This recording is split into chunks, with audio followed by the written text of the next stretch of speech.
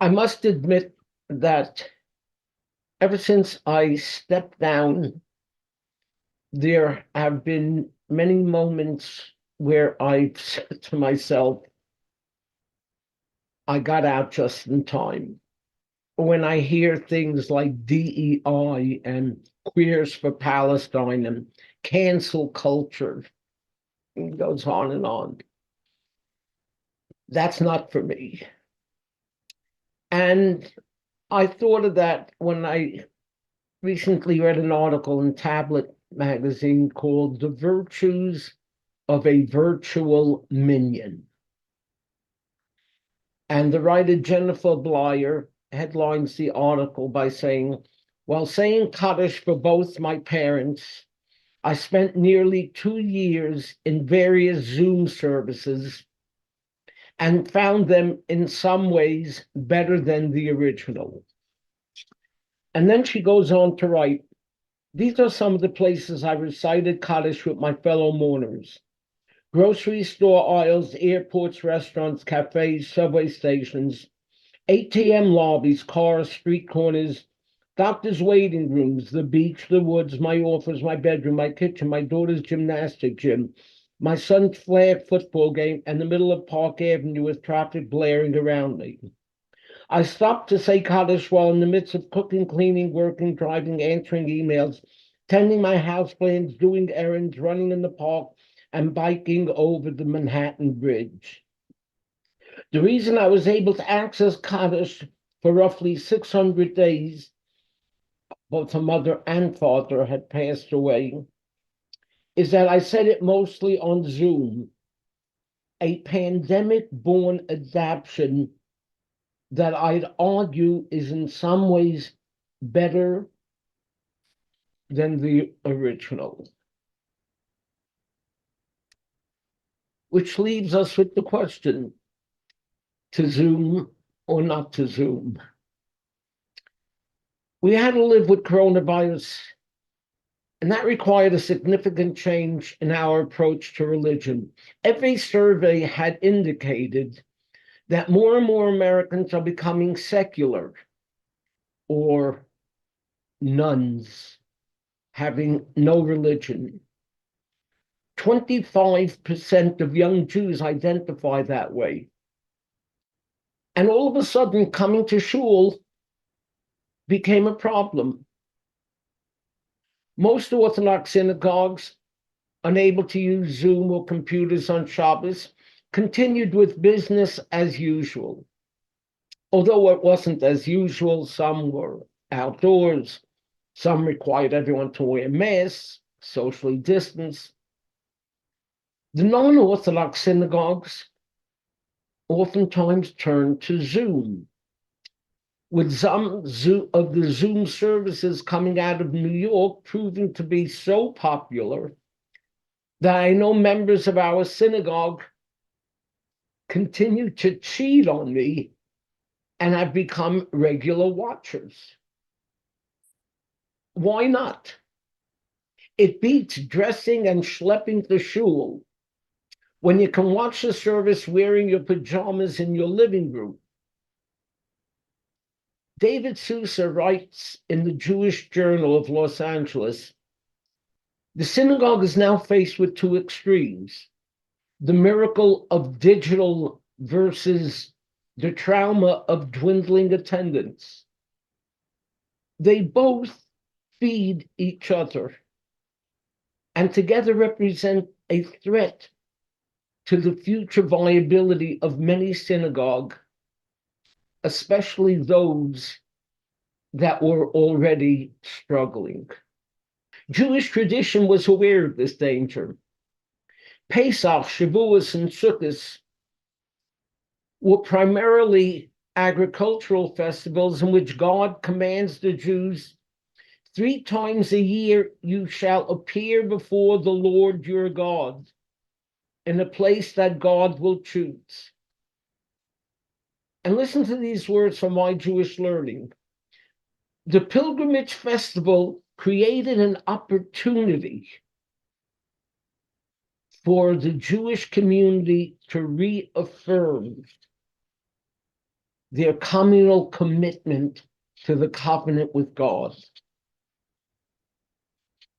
They strengthened and the nation as a religious community and entrenched the sanctity of Jerusalem and the place where the temple stood as a religious consciousness of the people. These festivals are at their core a community building experience. And I tell you, it just wouldn't have been the same watching it on Zoom.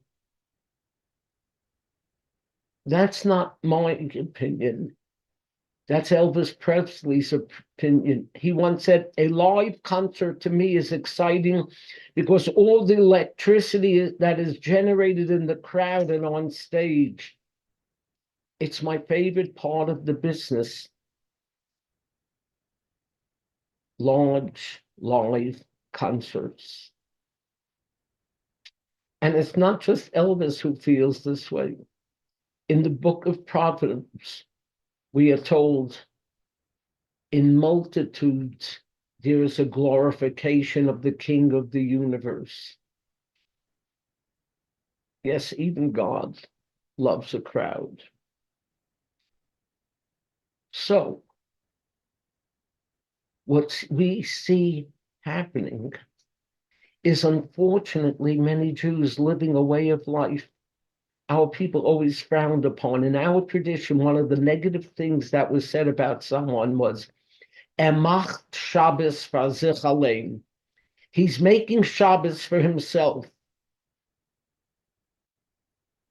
When we need to join forces on behalf of Israel, it's going to come from community organizations and synagogues. The sale of bonds takes place in big shuls, not on Facebook. When we seek solutions to communal problems through support for the associated, it comes by way of the community, not individuals.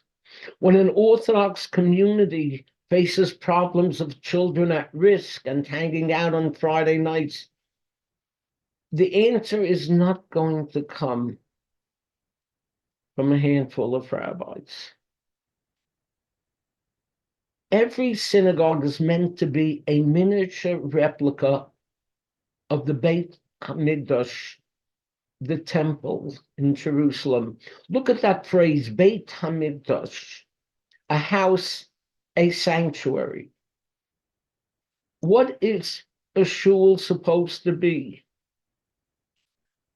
Not a bayit ma'at, a small house, but a mikdash ma'at, a miniature sanctuary.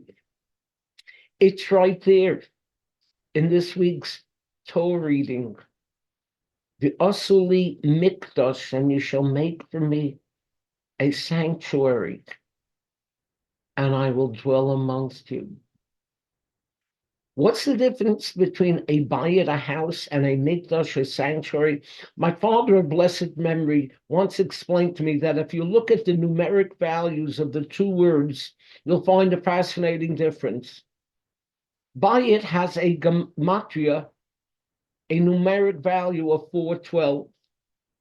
Mikdash has the gematria of 444.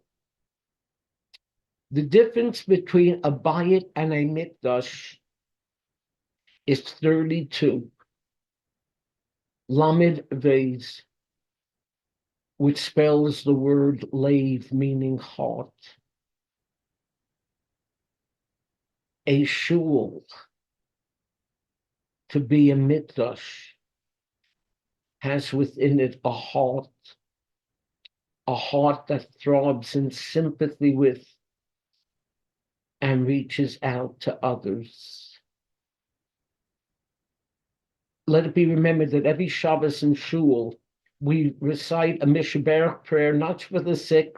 We also recite a Mishberach prayer for those Misha Meyachidim Bate Kanios Latfila, for those who dedicate synagogues for prayer and those who enter them to pray. But the Mishberach doesn't stop there. It continues. And for those who give lamps for illumination and wine for Kiddush and Havdalah, and bread for guests and charity for the poor. And then comes the underline of it all. V'chol mi she'oskim b'tzorchei tzibur be'emuna. And for those faithfully involved in the needs of their community. That's what a synagogue does. A shul must not simply be a place where people mach Shabbos for zechalein. It must be a place that brings together people who are involved in the needs of their community. Now you tell me, can that take place in our original writer's words? Grocery store aisles, airports, restaurants, the woods, my bedroom, my son's flag football game, and the middle of Park Avenue with traffic blaring around me. I don't think so. And I hope you agree. Shabbat Shalom.